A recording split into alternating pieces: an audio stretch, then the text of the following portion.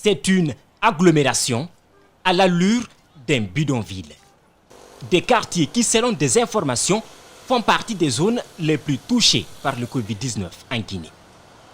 Bessia, dans la commune de Matoto, est aussi cette zone où le port du masque n'est plus une préoccupation majeure.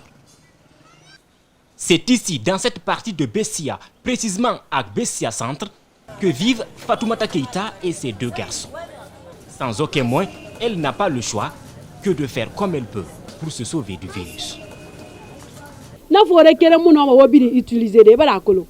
Un seul kit ne peut pas suffire. Chacun peut acheter pour soi. Comme ça, tes enfants peuvent se laver les mains tranquillement. Mais si c'est à la portée de tout le monde, parfois il n'y a pas d'eau, pas de savon. Ici, beaucoup n'ont pas les moyens de se payer un flacon de gel hydroalcoolique à 30 000 francs guinéens. Il faut dire que les problèmes causés par le Covid préoccupent plus que le Covid lui-même. Je suis une commerçante, mais à cause de cette pandémie, nos activités ne marchent pas. Tu ne peux pas sortir vendre pendant cette crise la tête tranquille. Tu n'as rien, tu souffres et tu es obligé de rester à la maison pour respecter les règles.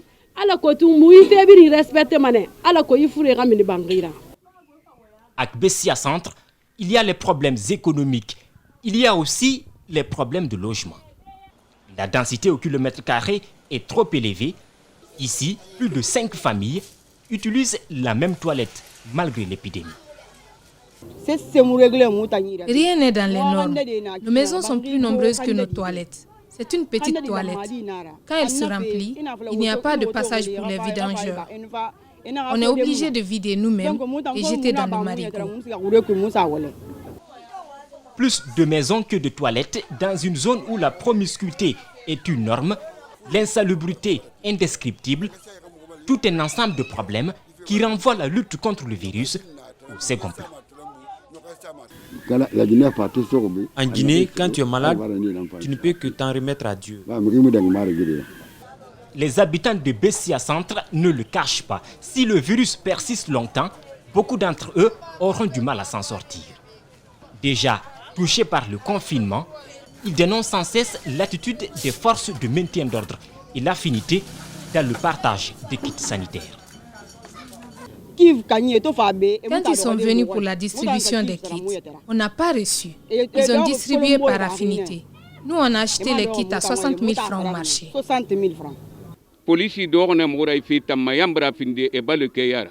La police nous fatigue. Ils font du contrôle un fonds de commerce. Si tu ne portes pas de masque, même si c'est ta dépense, ils vont te la prendre. Ce n'est pas sérieux, leur façon de faire. Les mesures imposées sont-elles plus préoccupantes que le virus? Dans cette zone considérée comme foyer épidémiologique, ce n'est pas comme à l'époque où les gestes barrières étaient respectés. Un constat du président du conseil de quartier de Bessia Centre. En portant les masques, tu es sauvé.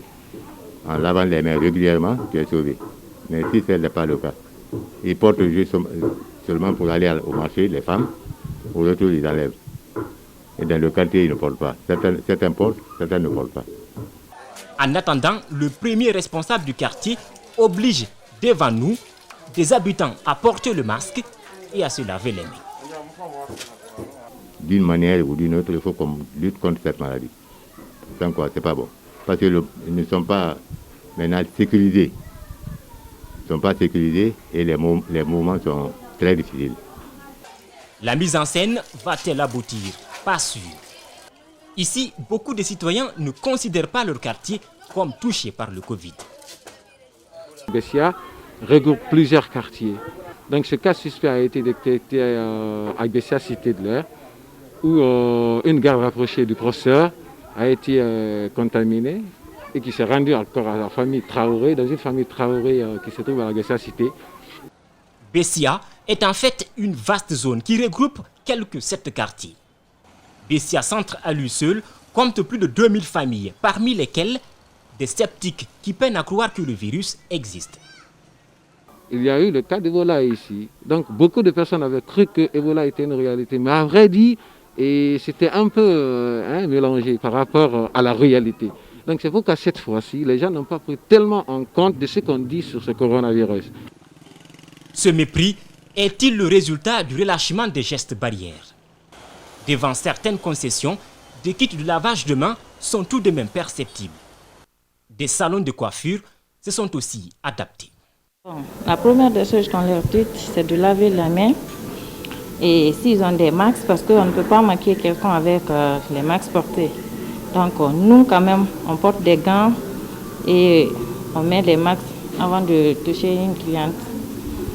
Seulement les clients se font rares. Par contre, à quelques kilomètres de là, le marché Bessia refoule du monde. Distanciation sociale, on peut bien rêver. Le masque n'est pas pour se protéger du Covid. Ici, c'est comme si de rien n'était. Je dis c'est Dieu qui a le médicament de cette maladie et c'est Dieu qui va veiller à la population guinéenne parce qu'avec les femmes, on ne peut pas parce que non seulement tout ce qu'elles mangent est lié à ce qu'elles cherchent au marché, elles sont obligées de venir faire le commerce et après passer à la maison préparer pour les enfants. Donc quand elles sont là, elles sont beaucoup plus préoccupées par la recherche de leurs dépenses que même penser au virus. Mais ce n'est pas comme si les vendeuses ne sont au courant de rien. Cette maladie, seul Dieu sait, parce qu'une personne peut contracter le virus sans se rendre compte. Vous pouvez vous le transmettre sans le savoir. Dieu seul peut nous sauver de cette maladie dans les marchés. Même si le virus est dans tous les esprits, la préoccupation est ailleurs. Les forces de l'ordre nous cherchent avec nos marchandises. Les magasins sont fermés. Tout le monde a peur. Quand on ne ferme pas les magasins à l'heure, les forces de l'ordre nous soutirent de l'argent. En pleine crise sanitaire, les marchés ne sont jamais adaptés à la réalité du moment. La disposition des tables reste la même qu'en temps normal. Le même constat dans tous les marchés de Conakry où le Covid-19 est fortement négligé.